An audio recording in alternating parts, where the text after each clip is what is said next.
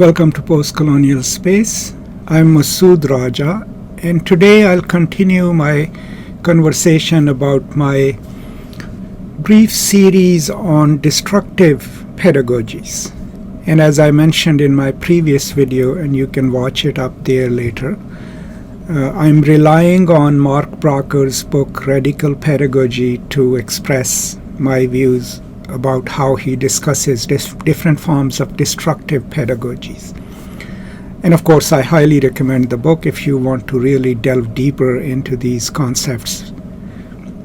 But also keep in mind that Bracher is coming to this pedagogy theory through Lacan's work, especially Lacan's theorization and work and research on human subjectivity, right? And his main assumption comes from recognitional theory, people like Axel Honneth and others, is that we all are primed to defend our own identities at all costs. And that the student's main and primary need in a classroom is the need for a stable social identity.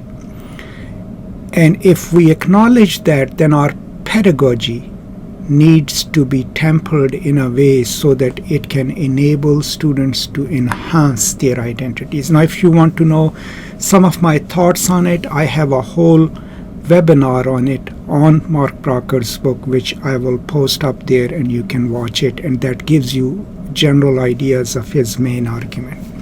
But in this brief video today, I will talk about what Bracher calls the establishment pedagogy, or the discourse of the discipline or discourse of the university.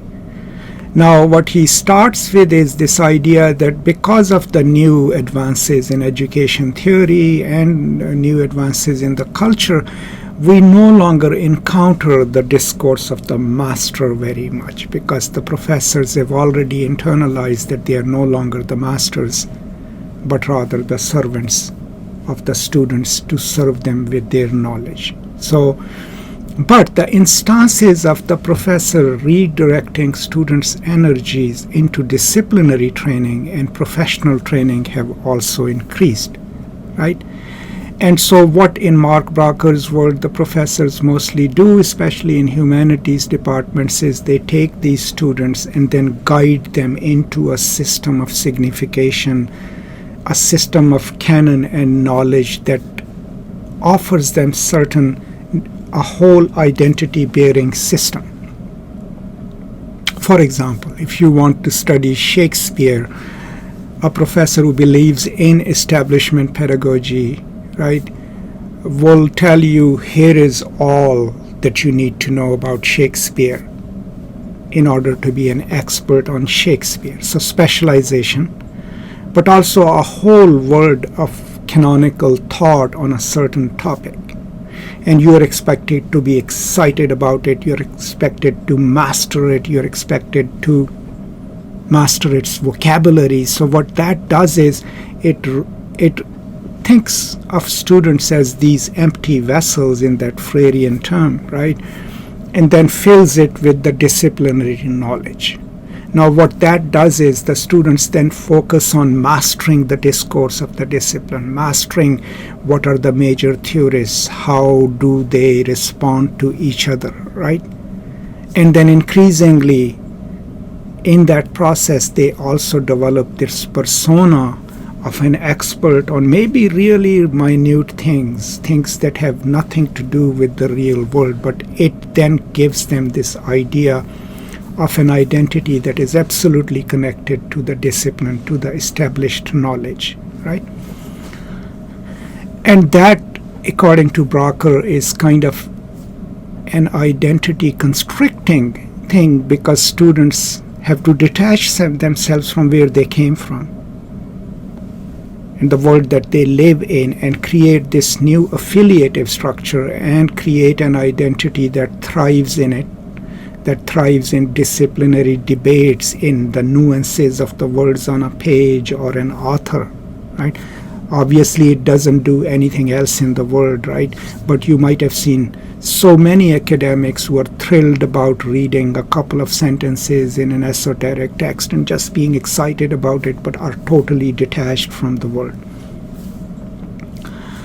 Now he quotes Gerald Graff, who basically says, well, when you encounter a classroom in which they also teach you conflicts, this is how a critic viewed Huckleberry Finn, but this is how another one viewed it. And he said that for Graff, that became the most exciting thing and got him into reading Huckleberry Finn again and eventually made him into a scholar. But that too, Bracher and his those who agree with him also suggest that even teaching that, right, perpetuates this idea of just staying within the affiliative disciplinary lines. And the identity that the students create in this process, especially those who might view the world differently, might come from a minority background, women, anyone else who doesn't have the elite dominant identification, then have to make a choice because they are trying to become professionals, and the profession is guided through this pre-established mode of knowledge, right? Then at a certain point it becomes a choice for them to jettison the identity traits that they brought with them, or even there is a rift created between them and their original communities from whom they receive recognition. And so the disciplinary training and success in it then becomes the ultimate way for them to seek recognition. And that disruption, that severing from the original culture or the culture that you came from, and the identity-bearing signifiers that it lends you, then can be destructive psychologically. Think of it as from another reference. That is what the colonial education did. Ngugi writes a wonderful account of it in his Decolonizing the Mind, that when native children were brought to an English school, they were taught English language, but in the process they also internalized that this is the language of power, and the better they know it, the better accent they have, the more successful they would be. But since they were aligning themselves with English and its expectations, that already imperceptibly made them disdainful of their own culture, because they started seeing their own culture as inferior, as primitive, right? And hence they got detached from their original culture. So that's the danger that he's talking about. Now, another aspect of establishment pedagogy, or the discourse of the university, is that the students are completely assumed to be passive. They become active only when they master the vocabularies of the field, and then start perpetuating those vocabularies or become part of the conflictual debates of a certain field. But that is an identity constriction, because already we are asking them to focus on a pre-established canon, mastering the vocabularies, and also then we are teaching them to assign significance to things in disciplinary terms. And there is no room there for them to go out of it and seek their identity stabilization elsewhere. So think of it, all those people that you encounter who always pride themselves on knowing good vocabularies, on understanding a verse better than others. It sometimes also makes them arrogant and disdainful. Those are also psychological damages and harms.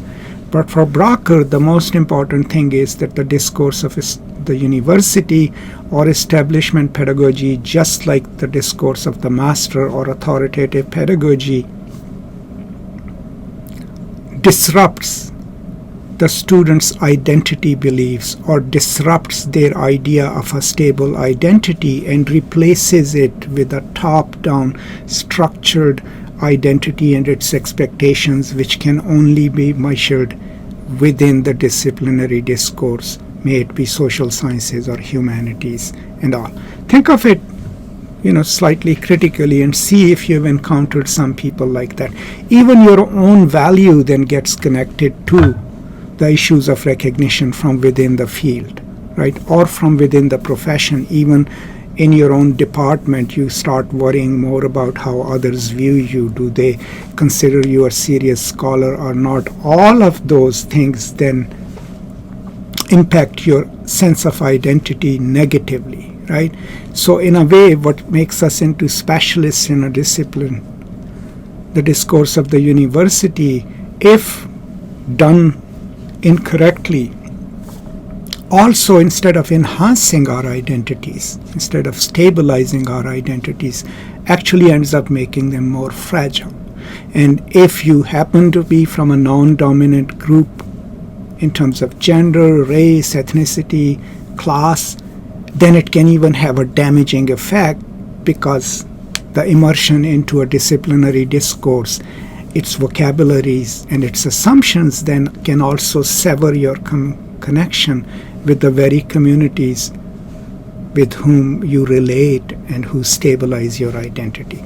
So in a nutshell then, this is what Bracher is suggesting in this part of his book on authoritarian pedagogies, and within that the discourse of the university or discipline, which he also calls professionalism or establishment pedagogy.